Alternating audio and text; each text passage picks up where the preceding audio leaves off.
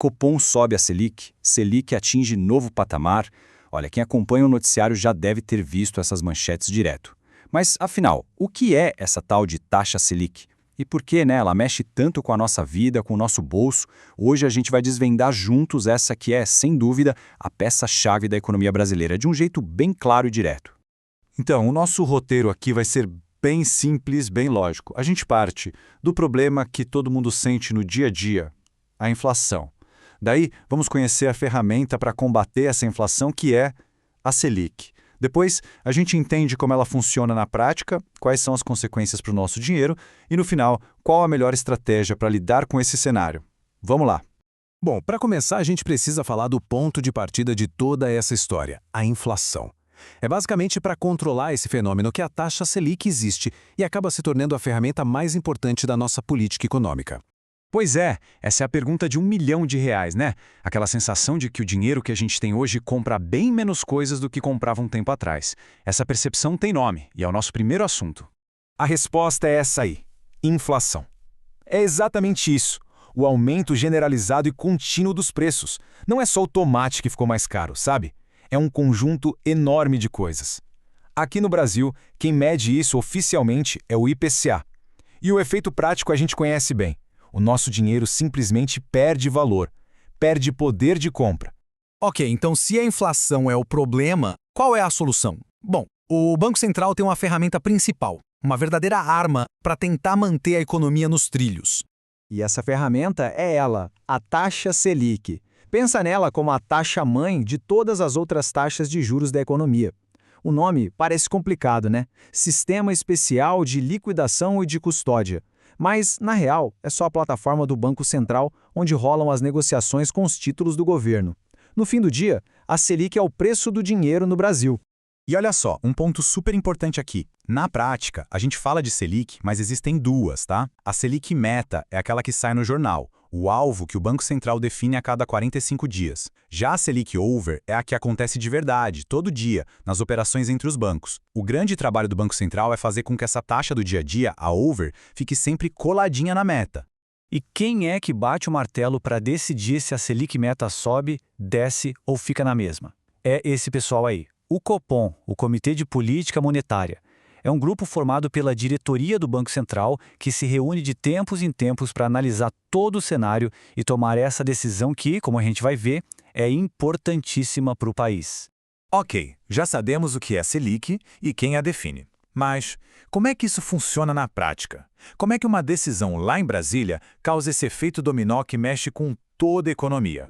Olha, essa frase aqui resume tudo de um jeito perfeito. A Selic é o termômetro dos juros. Se a temperatura sobe, ou seja, se a Selic aumenta, pegar dinheiro emprestado fica mais caro. Se a temperatura cai, o crédito fica mais barato.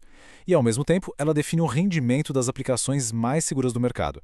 Isso aqui ilustra perfeitamente o mecanismo de controle. Vamos seguir a lógica. Passo 1. O Copom decide aumentar a Selic. Automaticamente, os juros para empréstimos, financiamentos, tudo sobe junto. Com crédito mais caro, o que acontece? As pessoas e as empresas compram menos. E, finalmente, com menos gente comprando, a pressão sobre os preços diminui. Resultado, a inflação tende a cair. É como pisar no freio da economia.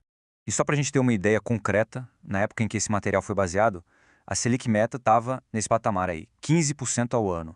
É um nível considerado bem alto, um sinal claríssimo de que o foco total do Banco Central naquele momento era segurar a inflação com força.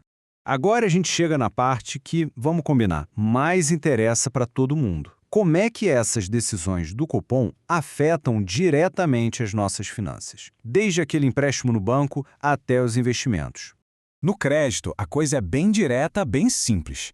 Com a Selic alta, como no cenário do exemplo, o custo para financiar um carro, uma casa ou até para parcelar a fatura do cartão de crédito, tudo fica mais salgado. Já quando a Selic está baixa, o crédito fica mais barato, mais acessível, e isso acaba incentivando o consumo.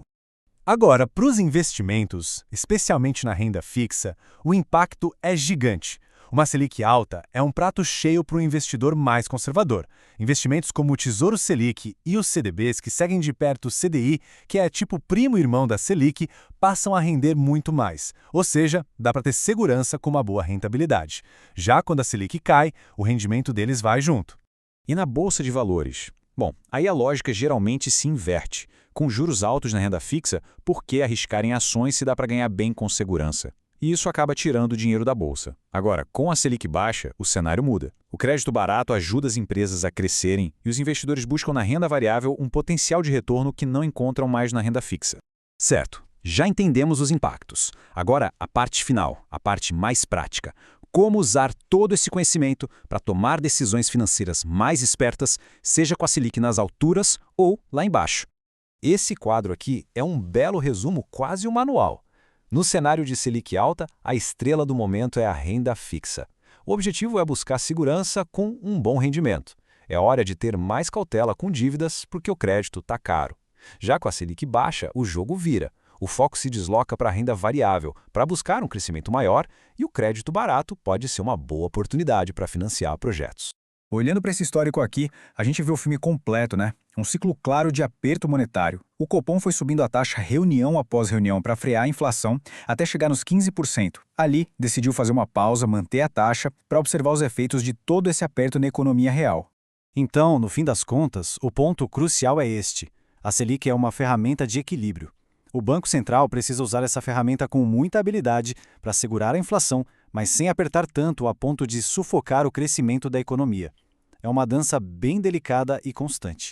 E com isso fica a grande pergunta que move o mercado. Com tantos fatores em jogo aqui dentro e lá fora, o que o Copom vai fazer na próxima reunião? Vai manter a taxa? Vai subir mais? Ou será que já dá para começar a pensar em baixar? Bom, depois de tudo isso que a gente conversou, acompanhar essa resposta com certeza vai ser muito mais interessante.